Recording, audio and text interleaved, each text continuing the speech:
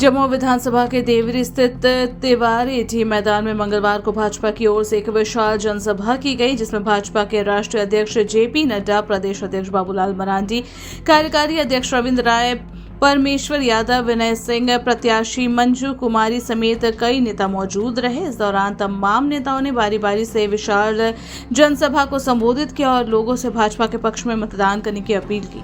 इस दौरान हेमंत सरकार पर जमकर निशाना साधा गया और कई मुद्दों पर झारखंड सरकार को कटघरे में खड़ा किया गया। मौके पर तमाम नेताओं ने केंद्र की कल्याणकारी योजनाओं का जिक्र किया और एकजुट होकर भाजपा के पक्ष में मतदान करने का आह्वान किया।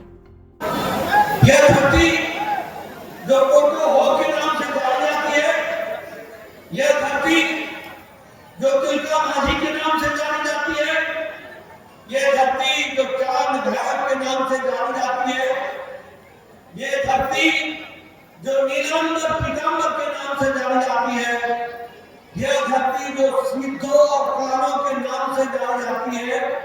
ऐसी धरती को मैं नमन करता हूँ, प्रणाम करता हूँ और आशीर्वाद देता हूँ। ये धरती आदिवासियों की धरती, ये धरती हमारे पिछड़े लोगों की धरती और मुख्य धारा में शामिल होकर के आगे बढ़ रही है। इतिहास इस बात का गवाह है कि जब अंग्रेजों का अत्याचारी राज था तो उस अत्याचारी राज को उखाड़ फेंकने में हमारे आदिवासी भाई पीछे नहीं रहे थे, हमारे पिछड़ा वर्ग के भाई पीछे नहीं रहे थे।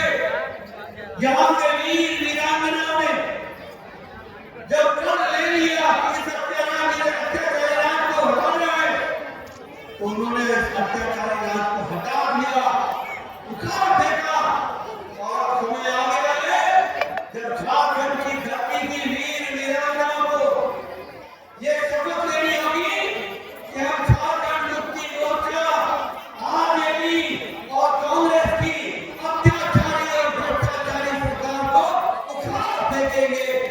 हमको संकल्प लेना है। और मैं एक बात और भी कहना चाहता हूँ कि जब हम बात करते हैं तो हमारे ध्यान में आता है कि जहाँ झारखंड मुक्ति मोर्चा और जहाँ कांग्रेस पार्टी और जहाँ आरजेडी हो, वहाँ भ्रष्टाचार होगा ही होगा।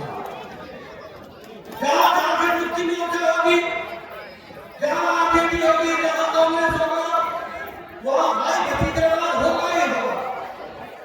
और जहाँ कांग्रेस पार्टी होगी, जहाँ झारखंड मुक्ति मोर्चा होगा, जहाँ आरजेडी होगी, वहाँ वंशवाद परिवारवाद भी होगा।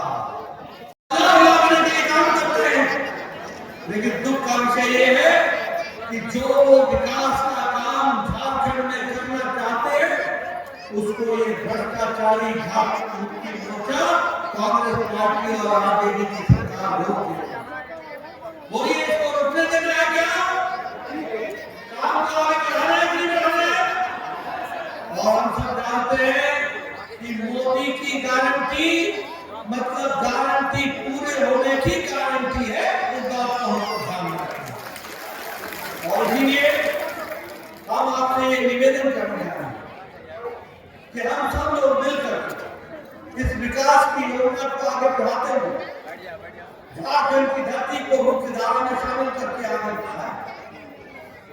मित्रों, ये हेमंत सोरेन की सरकार ये भेदभाव करने वाली सरकार, लेकिन हमारे प्रधानमंत्री जी सबका साथ, सबका विकास, सबका विश्वास, सबका प्रयास इस मंत्र को लेकर चले।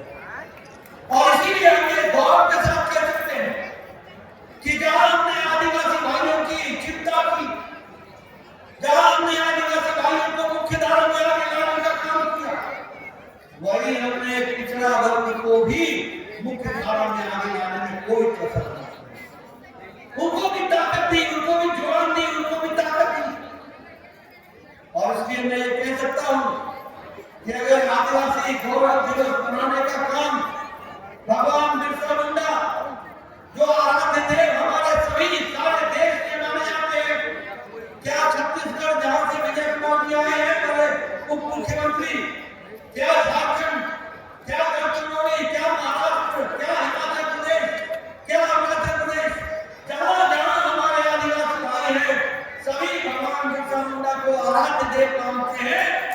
इसलिए प्रधानमंत्री मोदी जी ने उनके जन्म दिवस पर आदिवासी गौरव दिवस के रूप में मनाने का है। आपको जानकर खुशी होगी, बस्तर जानते हैं वहां पढ़ाई करना कितना मुश्किल है। बीजापुर के इलाके में वहां रेजिडेंशियल स्कूल को खोल करके हमारे गरीब आदिवासी भाई पढ़ लिख करके मजबूत बने, इस बात की योजना को प्रधानमंत्री जी ने साकार करने का काम किया। और इसी के साथ साथ हम यह भी कहना चाहते हैं कि जो हमारे वनांचल में जो उपज होती है, जिसमें से 10 तरीके के उपज को एमएसपी मिलती थी, आज मोदी जी के राज में 90% की उपज को एमएसपी दिया जा रहा है और इस तरीके से उनको मुख्य धारा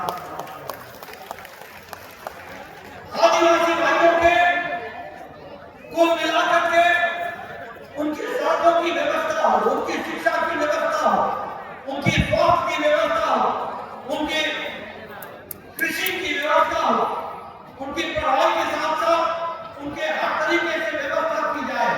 जनधन योजना में प्रधानमंत्री जी ने 24,000 करोड़ रुपए दिए हैं ताकि आदिवासी भाइयों का वैसे ही हमारे पिछड़ा वर्ग, अति पिछड़ा वर्ग, किसी ने भी चिंता नहीं की। आज राहुल गांधी ओबीसी की का हक लगाते हैं। राहुल गांधी से पूछो, टाटा कालेकर की रिपोर्ट पर तुम्हारे दादा परदादा क्यों बैठे रहे? इस राहुल गांधी से पूछो कि मंडल कमीशन की रिपोर्ट पर तुम्हारी पूरी दादी क्यों बैठी रहे? इस राहुल गांधी से पूछो कि मंडल कमीशन पर तुम्हारे पूज्य पिता क्यों चुप रहे? अगर मंडल कमीशन को लागू हुआ तो तब हुआ जब भारतीय जनता पार्टी की समर्थित सरकार केंद्र में आई, तब भारत चला। और आज हम ये कह सकते हैं कि आप केंद्र में मोदी जी के नेतृत्व में आज 27 ओबीसी मंत्री हैं, 27 ओबीसी मंत्री।